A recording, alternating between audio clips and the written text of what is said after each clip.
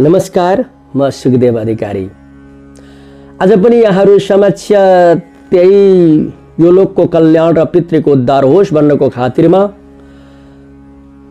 गरुड पुराणकै प्रसंग लिएर यहाँहरू समक्ष उपस्थित भएको छु। यहाँहरू सम्पूर्णलाई जय जय श्री राधे।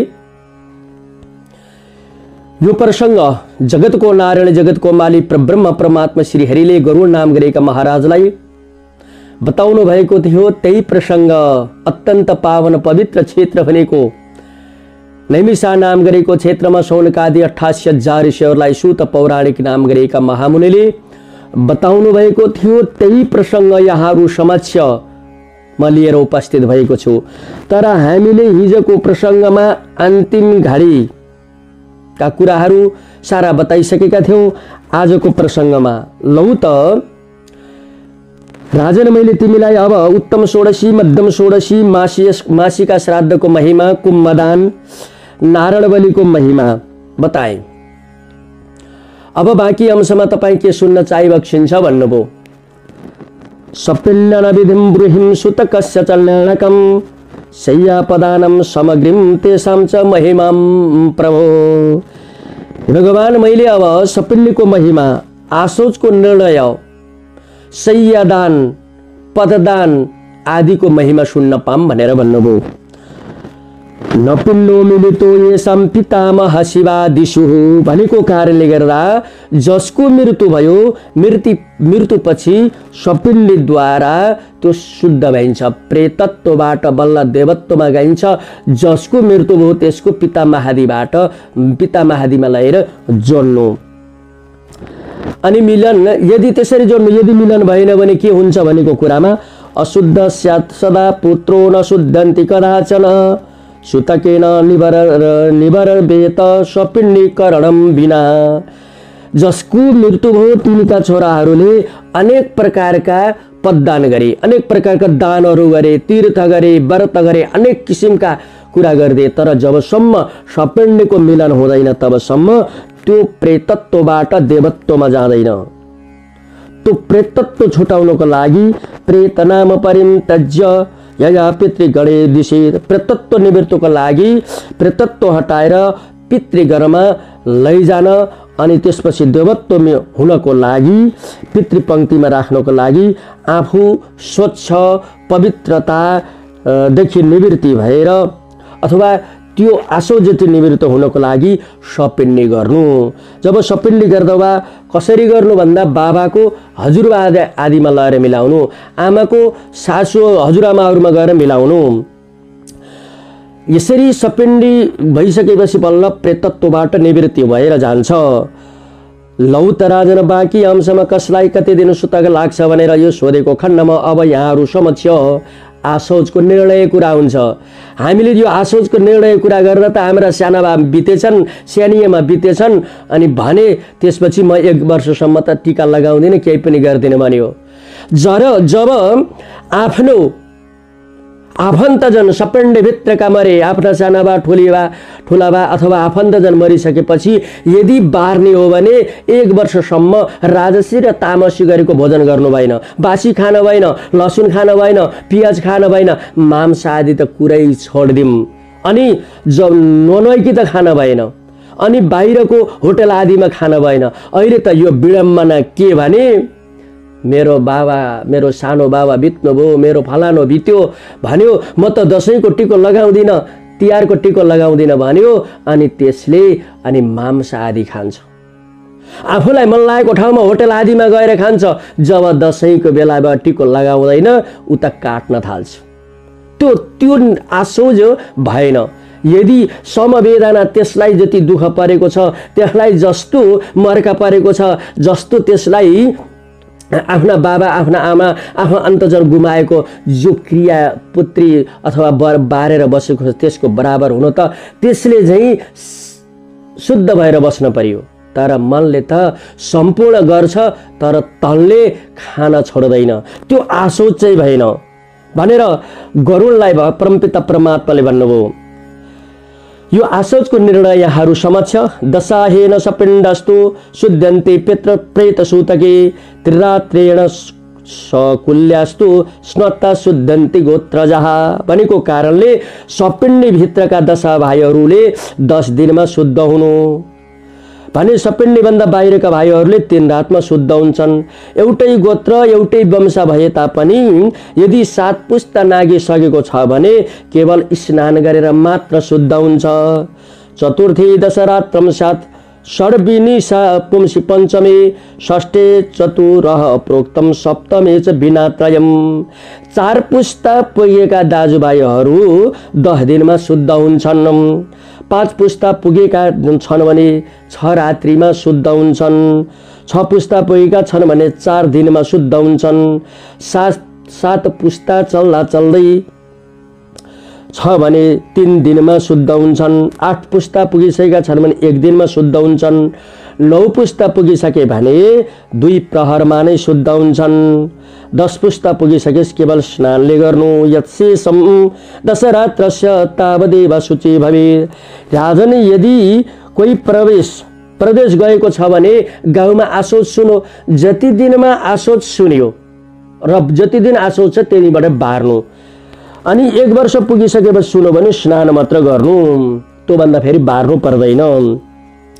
अब कसको कति दिन आशोच लाग्छ भने सोधेको खण्डमा चतुर्थ्याद भवेत् छाप पात पंचम षष्ठयो अत ऊर्ध्वं प्रसूति स्याद नत्र शौचं विनिश्यते भनेको कारणले गर्दा गर्भ रहेको 6 महिनामा गर्भ गिरेमा गर्भश्राप भनिन्छ राजन।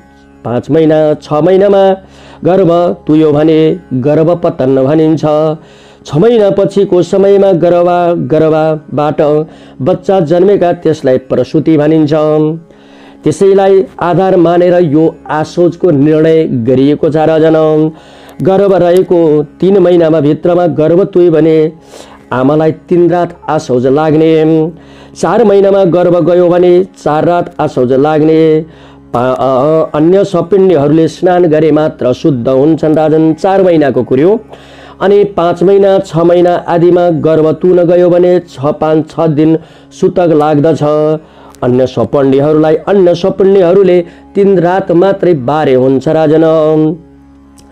त्यसपछि गएर 7 महिना पछि बच्चा गिर्यो भने सपिण्डीहरूलाई पुरै 11 दिन सुतक लाग्दछ।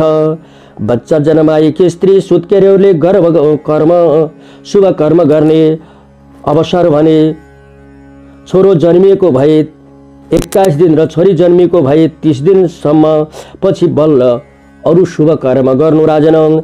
यसै प्रकारबाट मूल बुढोदेखि सुरु गरेर 7 पुस्ता भनेको टोपी। पहिला पुस्ता हुन्थ्यो धारमा सिन्धुले जो टोपीलाई जो गन्दिएको छ। पहिलो एउटा टोपी 2टा टोपी 3टा टोपी गरेर त्यो 7 पुग्यो भने एउटा टोपीलाई गनेको छ।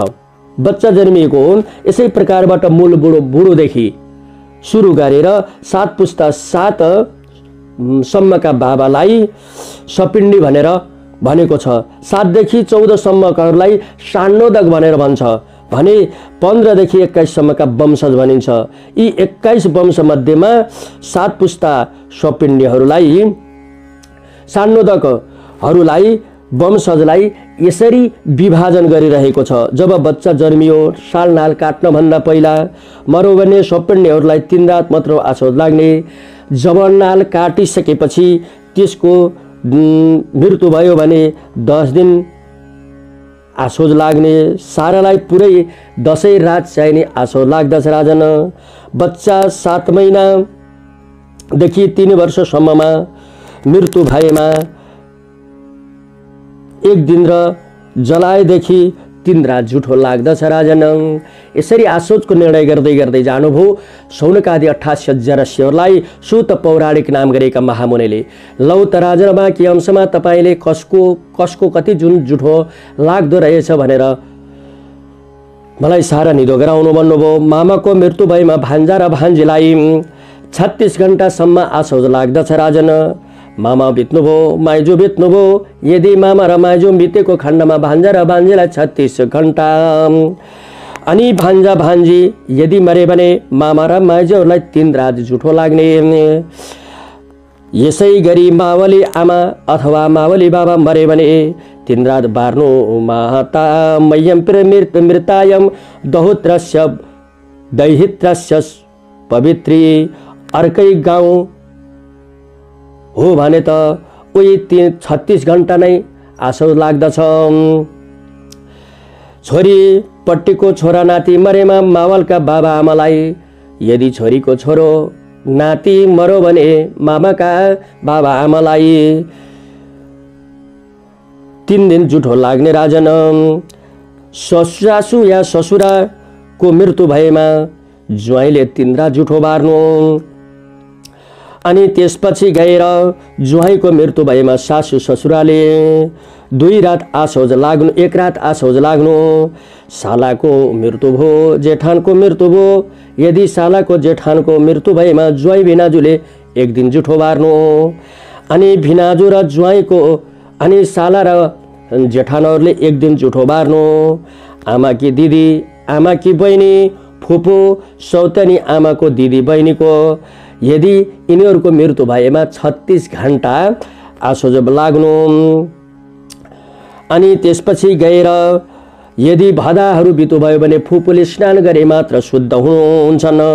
फुपूका छोरा सानीमा अनि सानी आमाको छोरा मामाका छोराहरूलाई आत्मबन्धन भनिन्छ भने बाबाको फुपूको छोरा आमाको सानीमा ठुली आमाका छोराहरू मातृबन्ध भनिन्छ। आमाकी फुपूका छोरा आमाकी सानीमाका छोराहरू आमाका मामाका छोराहरूलाई मातृबन्ध भनिन्छ राजन। यिनीहरूलाई 1 दिन पुरै जुठो लाग्दछ, अन्य दिन जुठो बार्नु पर्दैन। वेद पढाउने, व्याकरण पढाउने, ज्योतिष पढाउने, अध्ययन गराउने, व्रतबन्ध गराउने। यदि गुरुको मृत्यु भएमा 1 दिन जुठो बार्नु। शिष्यको सुतक भने गुरुलाई 3 रात लाग्दछ राजन। अझ गोत्रोदना यदि बुद्धिपूर्वम सक्रियदस्या मा स्वामित्वम पदवान्नम यस्मिन् दिने भुङ्क्ति तदा रम्यतेन यावत् तेषाम् आशौचम अवशिष्टम तावत् असौचम कार्यम भनेको कारणले गर्दा आफ्ना स्वगोत्री बाहेक परगोत्रीमा गएर आशोधिरहेका आदिको अन्न खाएर घरमा गएर यदि अन्न खायो भने जुन घरमा गएर त्यो घरको अन्न खायो भने कसैले चामल मिसाउनु भनेर गयो त्यहाँको अन्न खाइयो भने अब 5 दिनमा गए बाँकी 7 दिन त्यसलाई पनि आसोज लायो। यदि 7 दिनमा गयो अब 5 दिन आसोज छ भने त्यसलाई पनि 5 दिन आसोज लायो। त्यही भएर त्यहाँ गएर त्यो घरको अन्न अशुद्ध हुने भएको कारणले आफ्ना इष्टमित्र बन्धु बान्धव दाजुभाइले पर घरको अन्न ल्याएर खुवाउनु भनेर हामीले चामल मिसाउने गरेको। अहिले त चामल के हो र पुरा उता फल सडेर कोठाभरि भएको छ। दनादन ल्यायो अनि लिएर आएर लेखाउन सुरु गर्यो। त्यो घरको अन्न अशुद्ध हुने भएको कारणले पर घरबाट लिएर आएर हामीले चामल मिसाउने भनेको, कोही बेच्न लाने भनेको चाहिँ होइन। तर त्यो घरको पुष्प, फल, लवण, मधु, साग यस्ता कुराहरू, यी फलाहार कुराहरू अशुद्ध चाहिँ हुँदैन, अन्न अशुद्ध हुन्छ। यदि आशोज परेको घरमा अन्न खाइयो भने बाँकी जति दिन आशोज छ त्यसलाई पनि आशोज लाग्छ। अनि त्यसलाई त्यो गरिसकेपछि अगमर्षण र प्रजापत्य नाम गरेको प्रायश्चित्त गर्नु पर्दछ। त्यसलाई अर्काको घरमा गएर अन्न खायो त्यो पनि आशोजमा पार्यो। अगमर्षण प्रजापत्य आदिको जबसम्म प्रायश्चित्त गर्दैन त्यो चाहिँ नि शुद्धि हुँदैन। गृहतेन त प्रजा दावेन दशादौ चारब्द कृत्यादि व्रतेन नाशौचम। अब यो अनन्त व्रत गरेको, एकादशी व्रत गरेको, चौमासा गरेको, कुनै अनुष्ठान आदिमा बसेको यदि व्यक्ति छ आफ्नै बन्धुमा यदि आशोज पर्यो भने त्यो घरमा गएर देखिन भएन, छोइन भएन, केही खान भएन भने त्यसलाई आशोज चाहिँ लाग्दैन।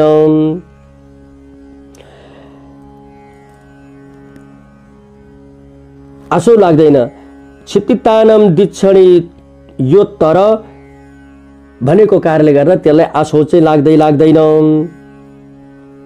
यसरी आशोजको निर्णय शौनकादि 88 हजार ऋषिहरूलाई सूत पौराणिक नाम गरेका महामुनिले संक्षिप्तमा गरुड पुराण अन्तर्गतबाट आसोजको महिमा बताउनुहोला उत्तरा जन बाँकी अंशमा तपाईँ के सुन्न चाहिँ बक्सिन्छ भनेर सोधेको खण्डमा यसरी आसोज भएको कारणले गर्दा असोजमा वृद्धि कर्म चुडा कर्म गर्म उपनयन विवाह वास्तु पूजा पाठ आदि गर्दै नगर्नु देव कार्य पनि नगर्नु पितृ कार्य पनि नगर्नु आसोजबाट निवृत्त भइसकेपछि स्वस्ति शान्ति अथवा त्यो स्वस्ति शान्ति भनेको गोदान आदि गरेर यो देहलाई प्रायश्चित्त गरेर बल्ल शुभ काम गर्नु भगवान कर्म नचलेकाको आसोज सुन्न पाम भनेर सोधेको खण्डमा अदन्त जननाथ सद्य आसौ चाद नैसिकी स्मृता त्रिरातमृता देहा दशगात्र मत परम जन्मेदेखि दाँत नउम्रेसम्मका बालकको आसोज स्नान मात्रले हुन्छ।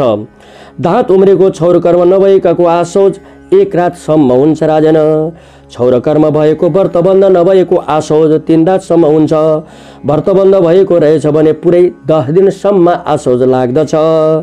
यो त बालकको कुरा भयो। बालिकाको भनेको कन्याको कुरा पनि मैले सुन्न पाऊँ भनेर सोधेको खण्डमा अनि कन्या जन्मिसके 3 वर्ष यदि 3 वर्षभित्र यदि मरिन् भने तत्काल स्नानले मात्र शुद्ध हुन्छ। 3 वर्षदेखि वाग्दान नभएसम्म मरिन भने 1 दिन आसोज लाग्दछ। 1 दिन मात्रै आसोज लाग्दछ र विवाह भइसकेपछि पराई घर गएर मृत्यु भयो भने 3 रातसम्म बल्ल आसोज लाग्दछ। 6 महिनाभित्रमा गर्भपतन भयो भने आमालाई पनि जति महिनाको गर्भपतन भएको त्यति दिन आसोज लाग्दछ राजन। अद्यभागद्वयं यावन् मृतकस्य च सूतके द्वितीय पतिते चाद्यान सूतकाद शुद्धिरिष्यते। दशा दाजुभाइहरूमा यदि 10 दिनभित्रमा 2/3 बितिसकेपछि अथवा 7 दिन भएपछि अर्को आसोज पर्यो भने अघिल्लाले नै उम्किन्छ भनेको प्रमाण। यदि डिकुरो फोडिसकेपछि सपिन्ने नगर्दै अर्को आसोज पर्यो भने पहिला काले नै उम्किनु। हे भगवान आसोज परेको बेलामा के गर्न हुन्छ के गर्न हुन्न भनेर सोध्नुभयो। फेरि हामी त आसोज परेका छौँ भन्यो अनि यता सुरु आसोज परेको बेलामा के गर्नु के नगर्नु भनेर सोधेको खण्डमा आशीर्वाद देव पूजाम प्रत्युत्थान भिवन्दनम प्रियंके शयनम स्पर्शम न कुर्यात मृत सूतके। जब मनुष्य आसोज पर्छ भने कसैले आशीर्वाद नदिनु के नढोग्नु अनि देवी देवताहरूको पूजा नगर्नु पितृहरूलाई चाहिने तर्पण आदि नगर्नु अर्चना नगर्नु वन्दना नगर्नु सकेसम्म कसैसँग नछैनु त्यो सम्भव भएन भने यी काम चाहिँ गर्दै नगर्नु। यदि गरौ भने के हुन्छ भनेको खण्डमा सिया सन्ध्यादानं जपम होमम स्वाध्यायम पितृतर्पणम ब्रह्मभोजम व्रतम नैव कर्तव्यम मृतसूतके। आसोज परेको बेलामा सन्ध्या गर्नु हुँदैन वन्दन गर्नु हुँदैन। यदि अब सधैँ जप्ने गरेको माला छ भने त्यो माला नछुनु करमालाले मात्रै काम चलाउनु। दान नगर्नु जप नगर्नु हवन नगर्नु पढ्नु पढाउनु पनि नगर्नु पाठ नगर्नु पितृकार्य नगर्नु देव कार्य नगर्नु ब्रह्म भोज नगराउनु साधु सन्तलाई भिक्षा पनि नदिनु तीर्थ व्रत उपवास आदि केही गर्दै नगर्नु। यदि गरिहाल्यो भने नित्य नैमित काम्यम सुतकेय समाचरेद। नित्य नैमित्तिक काम आदि कर्महरूलाई आसोज परेको बेलामा गरियो भने तस्य पूर्वम कृतम नित्यादिकम कर्म निवस्यति। आजसम्म यदि त्यस्तो गर्यो भने आजसम्म गरेका सबै पापहरू गैरिखेद पुरै नष्ट भएर जान्छ। त्यसैले आसोज परेको बेलामा यी काम हेराजन गर्दै नगर्नु। व्रतिनो मन्त्रपूतस्य सग्निकस्य द्विजस्य च ब्रह्मनिष्ठस्य यतिनो नहिराज्ञम च सूतकम। जस्तो प्रकारबाट ब्रह्मचारी वेद मन्त्र पढ्नेहरूले पवित्र भएका अग्निहोत्रीले यज्ञ अनुष्ठानमा बसेका ब्राह्मणहरूले अथवा उपवासकहरूले अथवा भक्तहरूले ब्रह्मनिष्ठहरू योगीहरू राजाहरू आदिलाई आसोज लाग्दैन। शुभ कार्य गर्दा आसोज नपरोस् भनेर पहिले के गरिन्छ त भन्दा नान्दीमुख श्राद्ध गरिन्छ। त्यो नान्दीमुख श्राद्ध गर्दा 1 को 3 हुन्छ। जस्तै सप्ताह गर्नु पर्यो 7 तिहाई 21 नभए गर्नु पर्यो 9 तिहाई 27 अनि यस्तै प्रकारले 21 यज्ञ विवाही दशवासरम व्रतबन्दी 6 दिनानि चूडायम च दिनत्रयम। आसौदेखि पर रहन सप्ताहमा 7 दिन 21 दिन। नान्दिमेख त्योभन्दा पहिला नान्दिमेख गर्नु। विवाहमा 10 दिन विवाहमा 10 दिन पहिला, व्रतबन्धमा 6 दिन, चूडाकर्ममा 3 दिन र नभा आदिमा 27 दिन गर्नु। अथवा यसरी मिलाएर अब त आसौज अहिलेसम्म परेको छैन, अब यो गरियो भने उम्किन्छ अथवा छेक्छ भनेर त्यसरी नान्दिमेख गर्नु। नान्दिमेख गर्दा दीप गणेश कलशको पूजा गर्नु, अनि पुण्यवाचन बनाउनु, गौरी आदि 16 मातृकाका पूजा गर्नु, द्वार मातृका पूजा गर्नु, अनि मात्रै पितृको त्यो नान्दिमुख सम्बन्धी कार्य गर्नु। यदि नान्दिमुख गरिसकेपछि आचो लाग्दैन, तर नान्दिमुख गरिसकेपछि त्यस्तो पर्न गयो, रोटा पकाएको त्यस्तो सुन्न गयो भने पाकेको वस्तु अशुद्ध हुन्छ, त्यो सुका चाहिँ आशोध पर्दैन, शुद्ध नै रहन्छ। भिक्षु भिक्षाम न गृह्यन्ति हन्तकारी न गृह्यति नित्यम नैमित्तिकम तृप्ते यावत पिण्डम न मेलिकाम। जबसम्म सपिण्डी गरिँदैन तबसम्म त्यो घरमा भिक्षुहरूले भिक्षा पनि लिँदैनन्। हवन गर्ने कार्य हन्तकारीहरूले अन्न प्रणन गर्दैनन्। हन्तकार भनेका बलि वैश्वदेव आदि गर्नेहरूले पनि अन्न पानी त्यो घरमा ग्रहण गर्दैनन्। नैमित्तिक व्रतधारीहरूले पनि अन्न प्राणी गर्दैनन्। त्यसैले 12 दिनमै सपिण्डी गर्नु राजन। जब सपिण्डी गर्दा पिता महादि र पितामही आदिमा वसु रुद्र आदि गरेर गर्नु। अनि त्यो प्रेतलाई दिएको एउटा पिण्ड सुनको तारले काटेर अनि बाबा हजुरबा बुढाबामा गएर बुढाबा आदि माथिल्लो पिँढीमा गएर मिलाउनु। अनि स्त्रीको पनि त्यो सासु आदिमा मिलाउनु। मृत्यु पितरी यस्यास्त विद्यतेन पितामह। जसको पिताको मृत्यु भयो तर हजुरबा जीवितै हुनुहुन्छ भने परपितामा गएर मिलाउनु। यद्यामही महालक्ष्म्यम तयो पिण्डम च मे लहेत भनेको कारणले गर्दा यसै गरी यदि अनि सासु जीवित छ भने कहाँ मिलाउने? महालक्ष्मी नाममा गएर मिलाउनु। अपुत्रया स्त्रिया कुर्यापति सपिण्डकादिकम सोस्रादिवि सहैव्यास्या सपिण्डी कारणम भवे।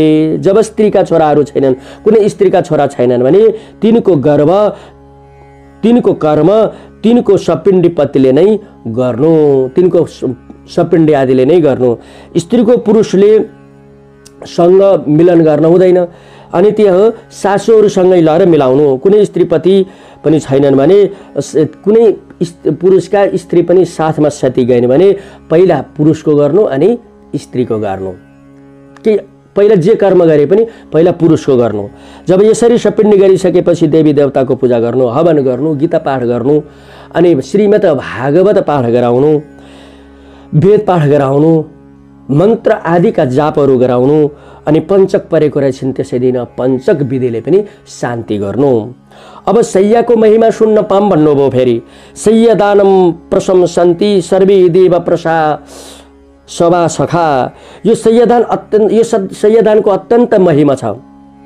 इन्द्र वरुण यम आदि सम्पूर्णले के गर्छन् भन्दा जसका घरमा जसका माता पिताको लागि शय्यादान गरिदिन्छन् अत्यन्त के हुन्छ? प्रशंसा गर्छन्। यो शय्यादान जीवित छँदै पनि गर्न सकिन्छ। जीवित छँदै विष्णु शय्या, मरिसकेपछि प्रेत शय्या। विष्णु शय्या पूर्व पश्चिम गराउनु, त्यो प्रेत शय्या उत्तर र दक्षिण गराउनु। पलङमा ओढ्ने, बिछाउने, पकाउने, चलाउने, अनि त्यसपछि अन्न आदि अनि सारा कुराहरू राख्नु। अनि लक्ष्मी नारायणको रूपलाई पूजा गर्नु, स्वरूपलाई पूजा गर्नु। अनि मिष्टान्न त्यो दिँदाखेरि कर्मवान निष्ठावान भोजन अनि राजसी र तामसी खालको भोजन नखाने खालकालाई दिनु। जसले गायत्रीको मनना त्रायति मन्त्र जसले गायत्रीको उपासना गर्छ, सन्ध्या गर्छ, वन्दन गर्छ, अनि त्यस्ता खालाई यदि यो विष्णु शय्या यदि प्रेत शय्या दियो बल्ल त्यसले पचाउन सक्छ। अरू दान पचाउन सक्ला, तर यो अन्तिम घडीको दान फलामका चिउरा जस्ता हुन्। त्यो हर कोहीले पचाउँदैन। पासपोर्ट साइजमा नुहायो, राजसी र भोजन खायो, अनि त्यसले लिएर गयो भने त्यो लिनेवाला त नरकको बास हुन्छ, जो दिनेवाला पनि नरकको गामी बन्दछ। त्यही भएर सधैँ गायत्रीको उपासना गर्ने, राजसी र तामसी भोजन त्याग्ने, सधैँ सात्विक भोजन गर्ने त्यस्ता खालका ब्राह्मणलाई, त्यस्ता खालका योग्यलाई दान गर्नुपर्छ। सा विभक्ता सबै विकृता दातारम पातयत्यध। सयदान लिइसकेपछि अब घरमा त पुरा टमाटम छ, बिस्तारा छ, अनि त्यसले लगेर बेच्यो भने पनि हामीलाई जुन पुण्य हुने त्यो पुण्य हुँदैन। पात्री प्रदाय सैन्यम वाञ्छितम फल माप्नुयाद। यदि सैया अथवा कुनै पनि पददान सत्पात्रमा दियो भने बल्ल मात्रै आफूले दिएको कर्म सात्विक बन्छ र हामीले गरेको कर्म त्यो प्रेतत्वबाट देवत्वमा पुर्याउने हाम्रा पितृलाई सामर्थ्यवान बन्छ। हे भगवान, यसरी सयदानको महिमा बताइयो। सयदान दिँदा अथवा लिँदा लिनेले पनि बडा विचार गर्नुपर्छ। म 1 वर्षसम्म अब कहीँ पनि गएर बाहिर खान्न, नडोई खान्न, सधैँ गायत्रीको उपासना गर्छु, राजसी र तामसी भोजन भनेको लसुन, प्याज, माछा, मासु, मदिरा आदि त्यो म खान सक्दिनँ। खान्न 1 वर्षसम्म उसको त्यो प्रेतत्वबाट देवत्वसम्म म पूरा गर्न सक्छु भनेर लिने पुरा ठुलो मुटु बनाएर बल्ल लिन सक्न पर्यो। यहाँ 13 दिन भइसक्यो, बेलुका गएपछि ट्वाक त्यो भयो भने लिनेवाला पनि नरकको गामी, दिनेवाला पनि नरकको गामी। जसले बस चलाउन जान्दैन, जसले गाडी चलाउन जान्दैन, अनि त्यसलाई गाडी दियो भने त्यति बस्ने पछाडिका सबै कहाँ जान्छन्? खोलामा जान्छन्, जान्नन्। त्यस्तै प्रकारले कर्म नभएकोलाई यदि अन्तिम घडीको यो 12औं दिन 13औं दिनको कर्मको दान दियो भने आफू त नरकको गामी हुन्छ, आफू त खोल्सामा जान्छ, तर अरूलाई पनि लिएर जान्छ।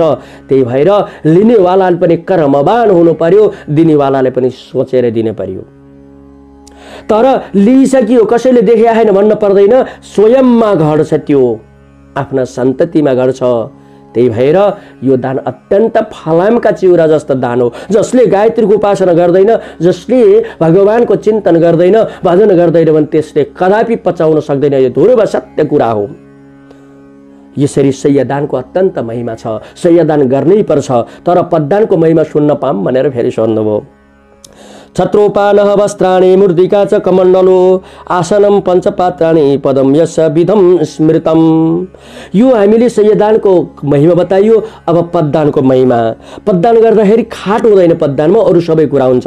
छाता, जुत्ता, औँठी, कमण्डलो, आसन, फल, पञ्चपात्र, दण्ड, जनै, ताम्र पात्र भनेको पञ्चपात्र, अन्न, पक्वान्न, वस्त्र आदि सामानहरू 13वटा ब्राह्मणलाई गर्नु। एउटा गर्नु, 3वटा गर्नु, 5वटा गर्नु, 7, 9, 11, 13 सामर्थ्य अनुसार एउटा अवश्य गर्नै पर्छ। त्योभन्दा माथि हामीले त हाम्रा भान्जालाई दिन पर्यो, हाम्रा जवाइलाई दिन पर्यो, हाम्रो गुरुलाई दिन पर्यो, त्यसलाई मैले सम्मान गर्नुपर्छ। दान दिन हुन्थ्यो भने क्षमा त भयो नि गर्नु, एउटा अवश्य नै गर्नै पर्छ। यदि 13वटा अनि ती सबैलाई दिनु। त्यसपछि यममार्गम। यसरी पददान गर्नाले के हुन्छ भन्दा यममार्गदानम च पददाने सुखप्रदम। जीवात्मालाई यमलोकमा जाँदा बाटोमा त्यो हामीले दान गरेको सहारा मिल्छ। यदि दान गरियो भने, छाता दान गरियो भने त्यो यम मार्गमा जाँदा ओढ्न पाइन्छ। अनि जुत्ता दान गरियो भने घोडामा चढेर जान पाउँछ, जुत्ता दान गरियो भने। अनि वस्त्र दान गर्ने सुख ती पितृहरूले सुख पाउँछन्। अनि त्यो औँठी दान गरी यम मार्गको यमराजका ती दूतहरूसँग भय हुँदैन। यसरी सारा मिलाएर पद्धति अनुसार पददान गरिदिनु। अनि वर्ष दिनपछि मासिका, वर्ष दिनसम्मका मासिका गर्नु। अधिक मास परेको रहेछ भने त्यो अधिक मासको पनि त्यो श्राद्ध गर्नुपर्छ, सिधा गर्नुपर्छ। अधिक मासमा 13 महिना हुन्छ, तर अरू दिन 12 महिना हुन्छ। त्यो अधिक मासको अलगै अधिक मास भनेर संकल्प मिलाएर त्यो त्यस सम्बन्धीको नि गर्नै पर्छ। पौर्णमासम यतो यस्तो, चतुर्थी तस उन्निका, चतुर्थी मृतो यस्तो, नवमी तस उन्निका। यदि कोही पूर्णिमाका दिन मर्यो भने त्यसको चतुर्थीमा मासिका गर्नु, चौथीमा मर्यो भने नवमीमा गर्नु, अनि नवमीमा मर्यो भने चतुर्दशीमा गर्नु। अब एउटै महिनामा 2वटा संक्रान्ति पर्यो भने त्यसलाई 6 मास भनिन्छ। यो 2वटै मासिका मलमासमा गर्नु।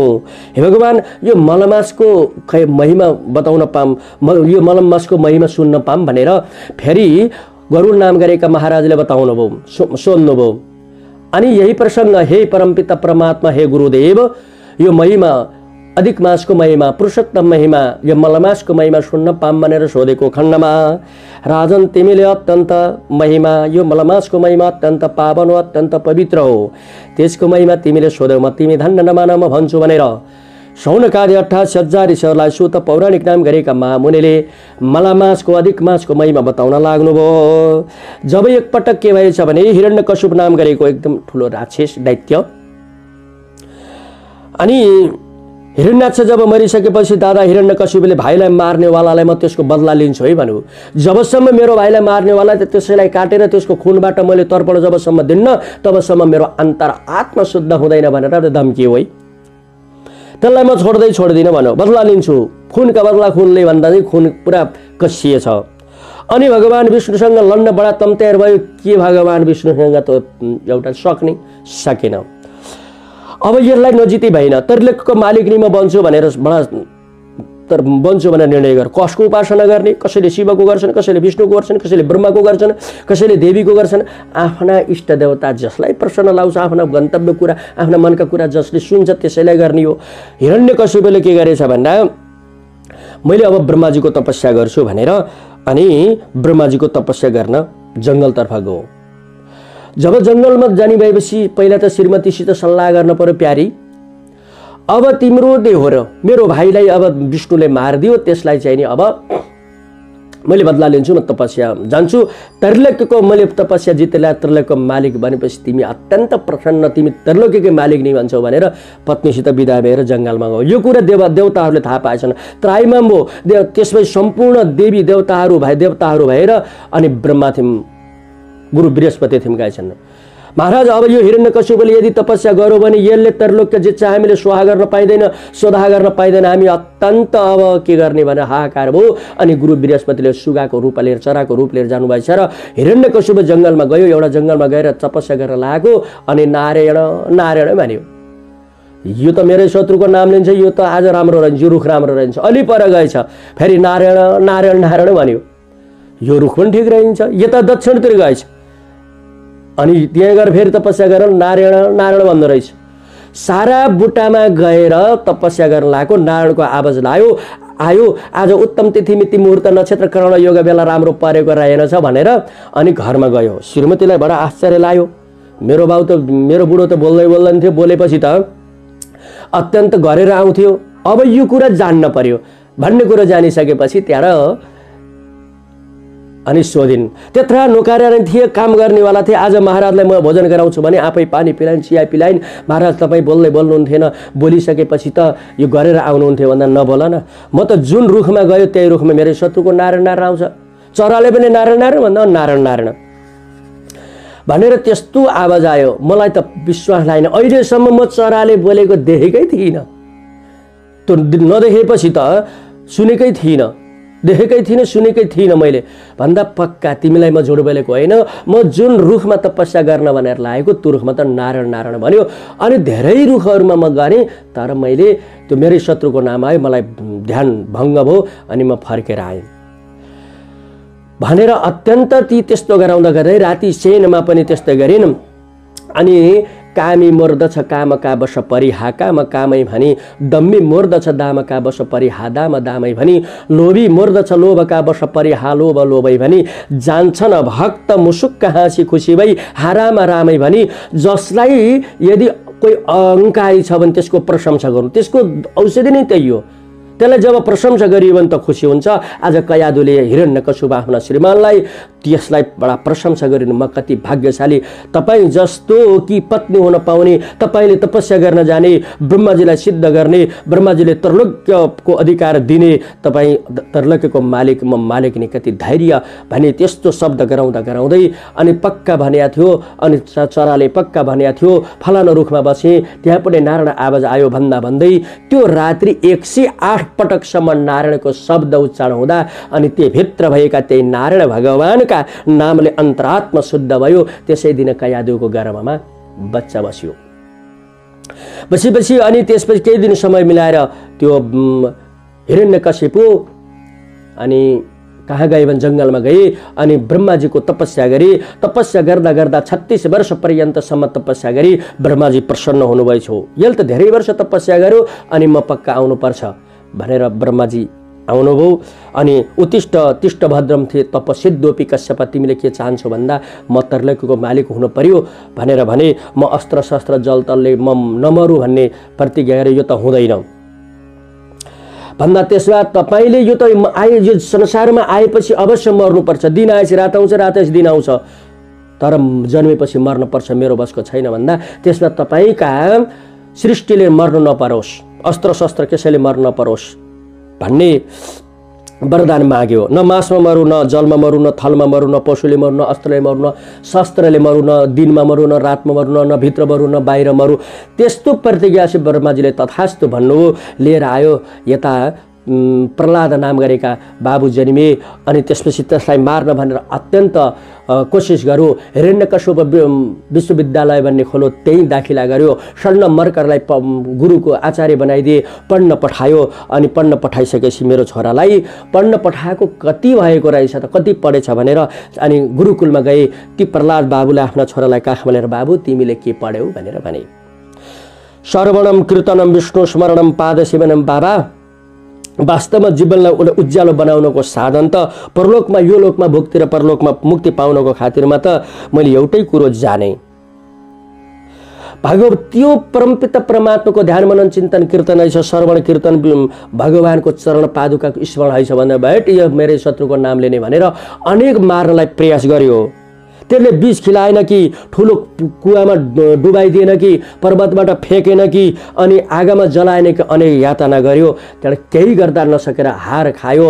अब एक दिन गएर फेरि कति पढिस् भन्दा अनि बाबा वास्तवमा हजुर अझै पनि केही भएको छैन, तपाईले परमात्मालाई पाउन नारायणको शरणमा जानुस् भनेर गर्दा अनि च्याप्प समातेर तैले मेरै शत्रुको नाम लिने, पढ्ने लेख्ने बुढेसकालमा पाल्ने, नाम रोशनी गर्लास्, मेरो उत्तराधिकारीलाई बन्लास् भनेको आज त बदमास भन्ने, ल भन् तेरा भगवान कहाँ छन् भन्दा प्रहलाद नाम गरेका बाबुले भन्नुभयो, जले विष्णु थले विष्णु विष्णु पर्वत मस्तके ज्वालामाला कुले विष्णु सर्वम विष्णुमयम जगत। मेरो भगवान यहाँ पनि हुनुहुन्छ भनेर, यत्र तत्र सर्वत्र जलतर सम्पूर्णमा हुनुहुन्छ भनेर प्रहलादले भन्दाखेरि ल तेरा भगवान देखा भनेर खम्बाबाट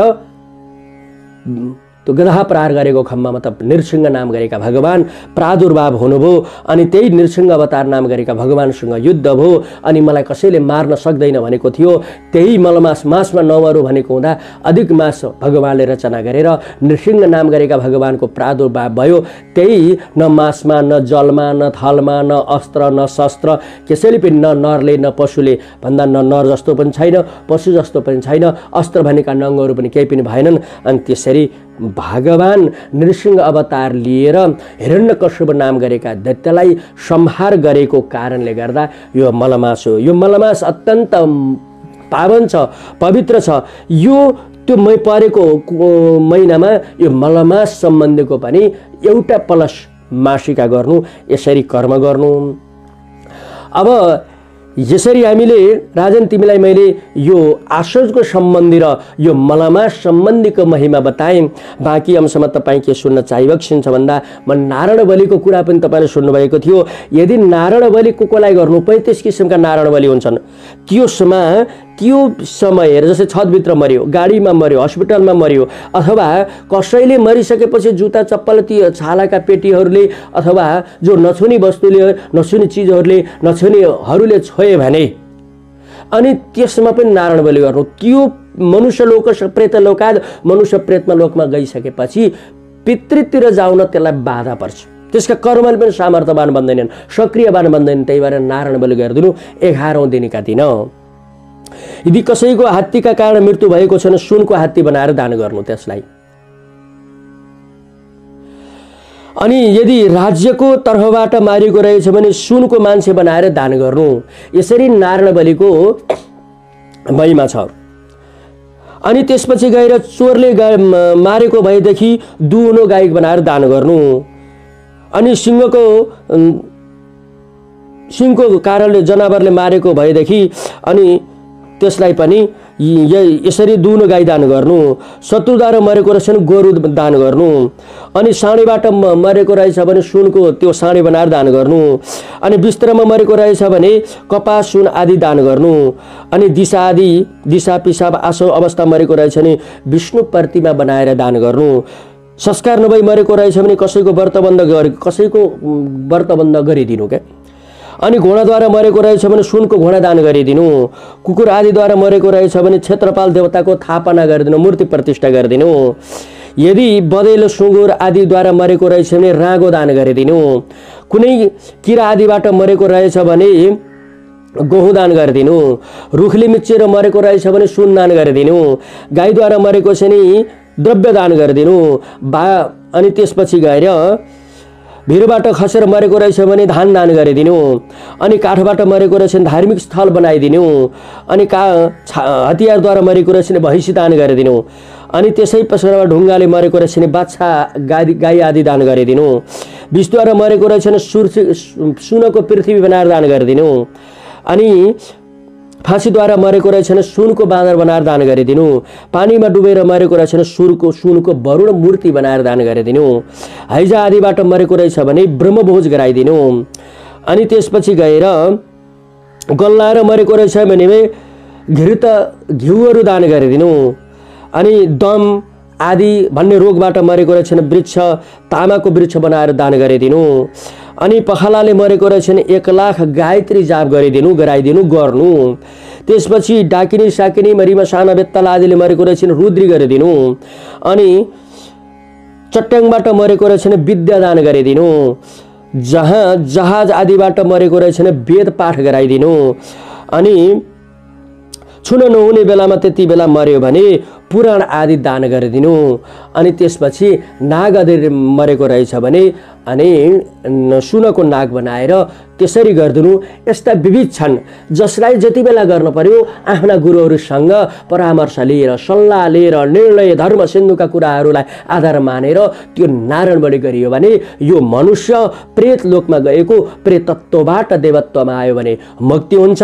यहाँहरूलाई आज यो आशोच सम्बन्धी र नारायण बलि सम्बन्धीका कुराहरू सयदान र पतदान सम्बन्धीका महिमा बताइयो।